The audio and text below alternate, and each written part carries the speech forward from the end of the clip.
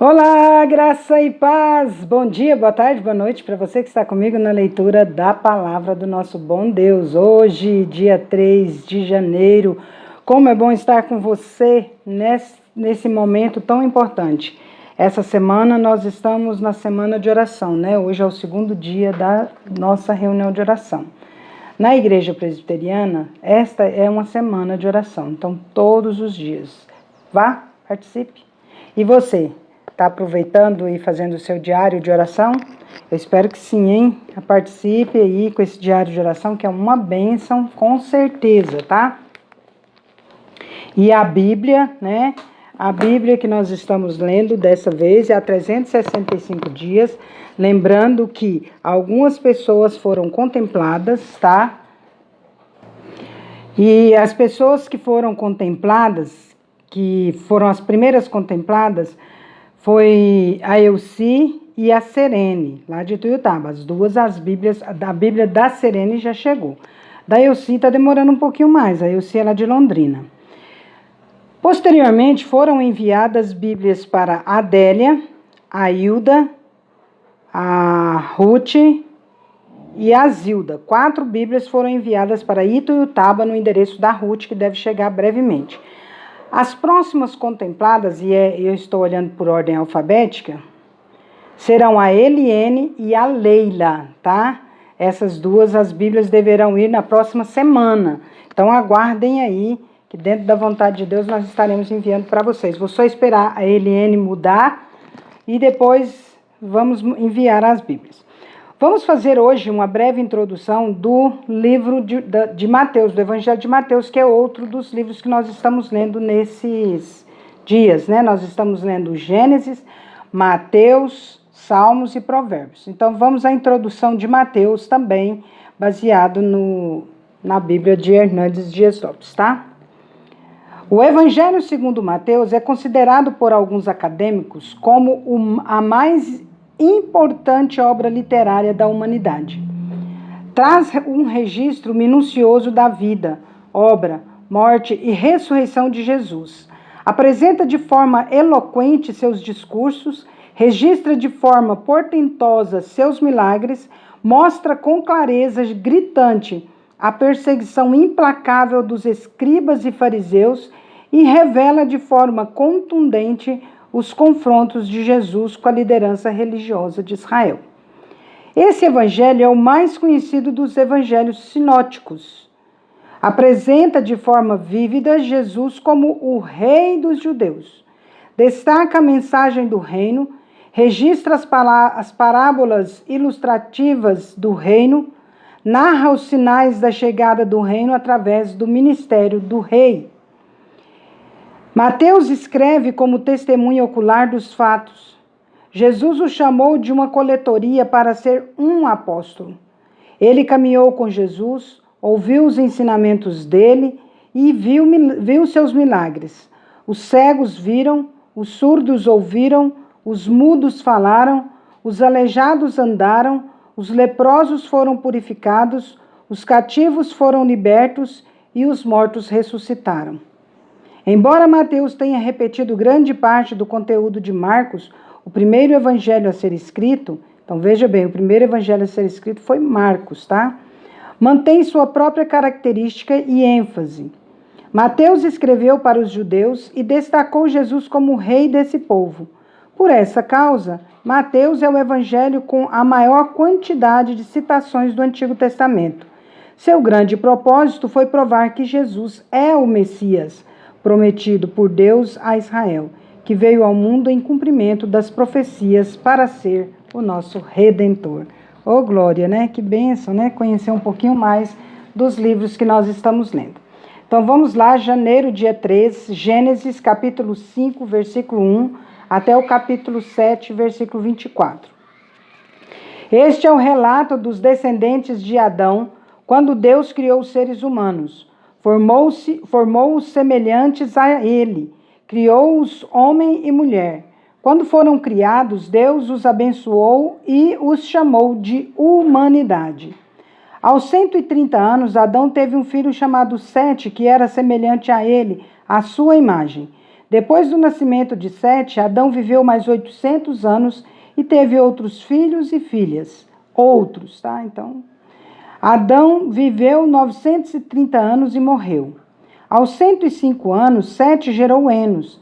Depois do nascimento de Enos, Sete viveu mais 807 anos e teve outros filhos e filhas. Sete viveu 912 anos e morreu.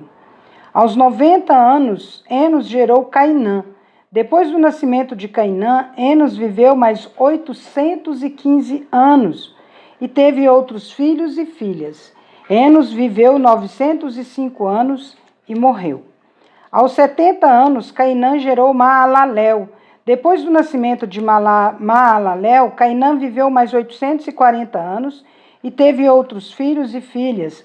Cainã viveu 910 anos e morreu. Aos 65 anos, Maalalel gerou Jared. Depois do nascimento de Jared, Maalalel viveu mais 830 anos e teve outros filhos e filhas. Maalalel viveu 895 anos e morreu. Aos 162 anos, Jared gerou Enoque. Depois do nascimento de Enoque, Jared viveu mais 800 anos e teve outros filhos e filhas. Jared viveu 962 anos e morreu. Aos 65 anos, Enoque gerou Matusalém. Depois do nascimento de Matusalém, Enoque viveu em comunhão com Deus por mais 300 anos e teve outros filhos e filhas. Enoque viveu 365 anos, andando em comunhão com Deus, até que um dia desapareceu, porque Deus o levou para junto de si. Veja que Enoque não morreu, hein? Esse Enoque aqui, tá? Aos 187 anos, Matusalém gerou Lameque. Depois do nascimento de Lameque, Matusalém viveu 782 anos e teve outros filhos e filhas. Matusalém viveu 969 anos e morreu. Aos 182 anos, Lameque gerou um filho chamado de Noé, pois disse: que ele nos traga alívio de nossas tarefas e do trabalho doloroso de cultivar essa terra que o Senhor amaldiçoou. Só um pormenorzinho aqui. O homem mais velho foi Matusalém, 969 anos, hein? Viveu mais tempo na terra. Então, vamos lá. Depois do nascimento de Noé, Lameque viveu mais 595 anos e teve outros filhos e filhas. Lameque viveu 777 anos e morreu. Depois que completou 500 anos, depois que completou 500 anos, Noé gerou 3 filhos, Sem, Cã e Jafé. Os seres humanos começaram a se multiplicar na terra e tiveram filhas. Os filhos de Deus perceberam que as filhas dos homens eram belas, tomaram para si as que se agradaram e se casaram com elas.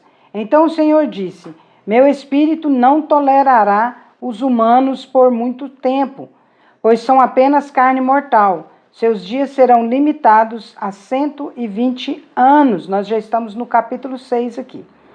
Naqueles dias e por algum tempo depois, havia na terra gigantes, pois quando os filhos de Deus tiveram relações com as filhas dos homens, elas deram à luz filhos que se tornaram os guerreiros famosos da antiguidade.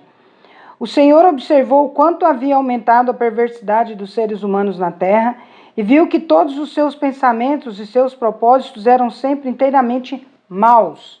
E o Senhor se arrependeu de tê-los criado e colocado na terra. Isso lhe causou imensa tristeza.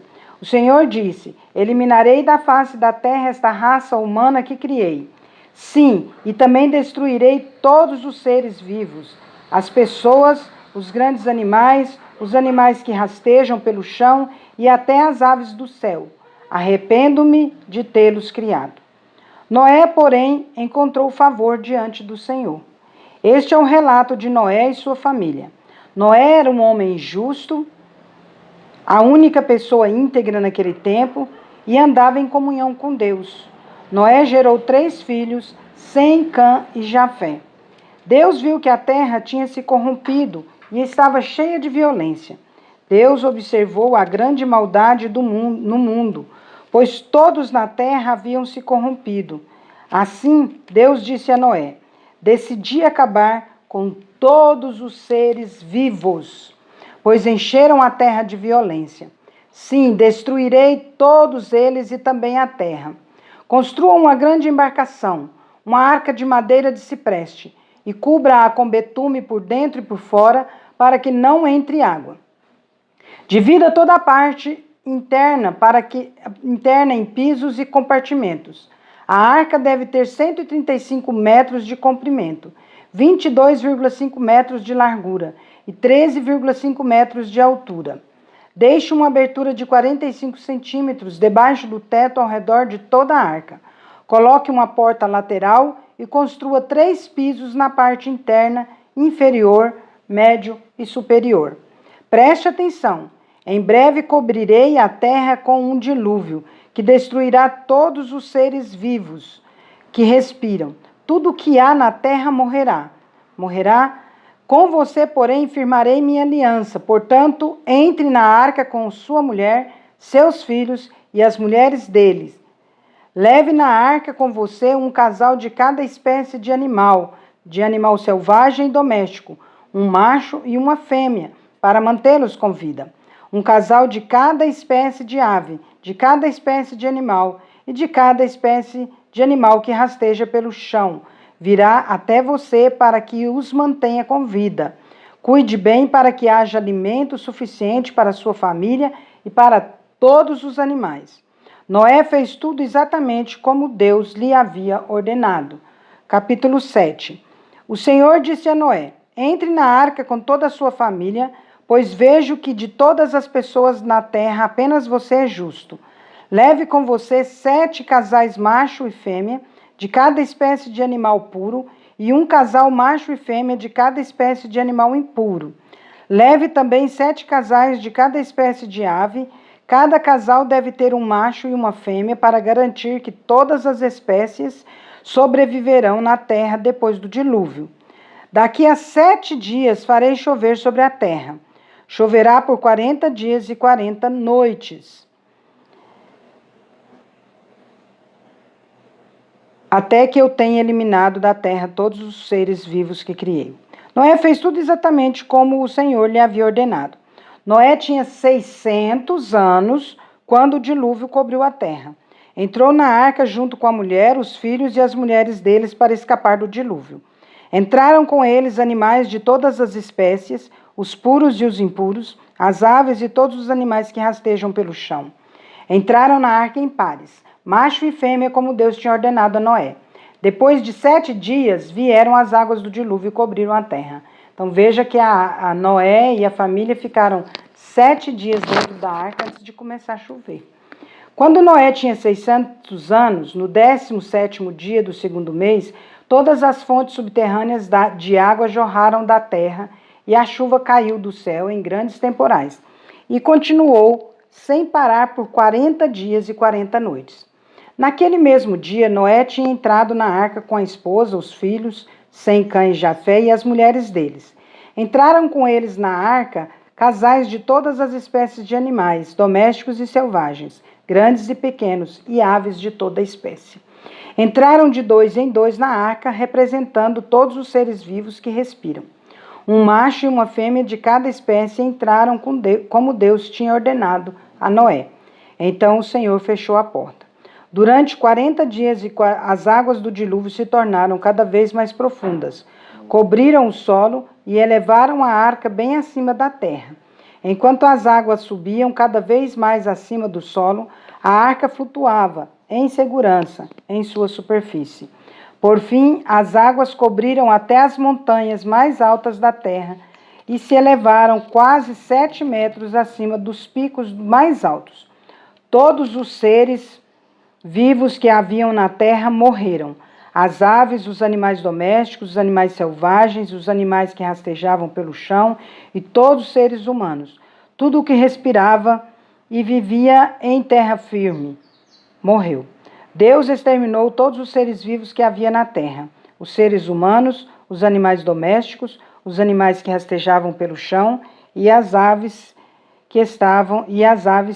do céu. Todos foram destruídos. Apenas Noé e os que estavam com ele na arca sobreviveram. E as águas do dilúvio cobriram a terra por 150 dias. Veja bem que choveu 40 dias e 40 noites. Mas Noé ficou mais de um ano dentro da arca, hein? Mateus 3, 7 até 4, versículo 11. Mas quando João viu que muitos fariseus e saduceus vinham ao lugar de batismo, ele os repreendeu abertamente. Raça de víboras, exclamou. Quem os convenceu a fugir da ira que está por vir? Provem por suas ações que vocês se arrependeram. Não pensem que podem dizer uns aos outros, estamos a salvos, pois somos filhos de Abraão. Isso não significa nada, pois eu lhes digo que até destas pedras Deus pode fazer surgir filhos de Abraão. Agora mesmo o machado do julgamento está pronto para cortar as raízes das árvores. Toda árvore que não produz frutos será cortada e lançada no fogo. Eu batizo com água aqueles que se arrependem. Depois de mim, porém, virá alguém mais poderoso que eu, alguém muito superior, cujas sandálias não sou digno de carregar. Ele os batizará com o Espírito Santo e com fogo. Ele já tem na mão a pá, e com ela separará a palha do trigo e limpará a área onde os cereais são debulhados. Juntará o trigo no celeiro, mas queimará a palha no fogo, que nunca se apaga. Jesus foi da Galiléia ao rio Jordão para que João o batizasse. João, porém, tentou impedi-lo. Eu é que preciso ser batizado pelo Senhor, disse ele. Então, por que vem a mim? Jesus respondeu, é necessário que seja assim, pois devemos fazer tudo o que Deus requer. E João concordou em batizá-lo. Depois do batismo, enquanto Jesus saía da água, o céu se abriu, e ele viu o Espírito de Deus descer como uma pomba e pousar sobre ele. E uma voz do céu disse, este é meu filho amado, que me dá grande alegria. Em seguida, Jesus foi conduzido pelo Espírito ao deserto para ser tentado pelo diabo. Depois de passar 40 dias e 40 noites sem comer, teve fome. O tentador veio e lhe disse, se você é o Filho de Deus, ordene que essas pedras se transformem em pães. Jesus, porém, respondeu, as Escrituras dizem, uma pessoa não vive só de pão, mas de toda a palavra que vem da boca de Deus. Então o diabo levou a cidade santa até o ponto mais alto do templo e disse, se você é o Filho de Deus, salte daqui, pois as Escrituras dizem, ele ordenará a seus anjos que o projetem, eles o sustentarão, eles o sustentarão com as mãos, para que não machuque o pé em alguma pedra. Jesus respondeu, as Escrituras também dizem, não ponha à prova o Senhor seu Deus. Em seguida, o diabo o levou até um monte muito alto e lhe mostrou todos os reinos do mundo e sua glória. Eu lhe darei tudo isso, declarou, basta ajoelhar-se e adorar-me. Saia daqui, Satanás, disse Jesus, pois as Escrituras dizem, adore o Senhor seu Deus e sirva somente a Ele. Então o diabo foi embora e anjos vieram e serviram Jesus. Salmos 3, versículo 1 a 8. Ó Senhor, tenho tantos inimigos. Vamos aqui de novo. Salmo 3, de 1 a 8. Salmo de Davi, quando fugia de Absalão, seu filho.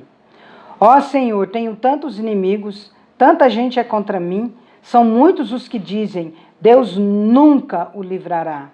Interlúdio. Mas tu, Senhor, és um escudo ao meu redor. És minha glória e mantens minha cabeça erguida. Clamei ao Senhor, e ele me respondeu de seu santo monte. Interlúdio. Deitei-me e dormi, acordei em segurança, pois o Senhor me guardava. Não tenho medo de 10.000 inimigos que me cercam de todos os lados. Levanta-te, Senhor. Salva-me, Deus meu. Acerta meus inimigos no queixo e quebra os dentes dos perversos. De ti, Senhor, vem o livramento. Abençoa o teu povo, Interlúdio. Provérbios 1, de 10 a 19. Meu filho, se pecadores quiserem seduzi-lo, não permita que isto aconteça. Talvez lhe digam, venha conosco, vamos nos esconder e matar alguém. Armaremos emboscada contra inocentes só para passar o tempo. Vamos engoli-los vivos como a sepultura. Vamos engoli-los inteiros como os que descem a cova. Encontraremos todo tipo de riquezas e encheremos nossas casas com tudo que roubarmos. Venha, junte-se a nós, dividiremos igualmente os despojos. Meu filho, não vá com eles. Afaste-se de seus caminhos. Eles correm para fazer o mal, apressam-se em derramar sangue. Se um pássaro vê alguém montar a armadilha, sabe que não deve se aproximar. Eles, porém, armam emboscada para si mesmos, tentam acabar com a própria vida. Esse é o destino de todos os gananciosos. Sua própria cobiça os destrói. É isso aí, encerramos por hoje a nossa leitura, né? Que Deus abençoe a todos e, finalmente, irmãos, tudo que é verdadeiro, tudo que é respeitável, tudo que é justo, tudo que é puro, tudo que é amável, tudo que é de boa fama, se alguma virtude há e se algum louvor existe, seja isso que ocupe o vosso pensamento. Amém? Deus é justo e bom. Vamos?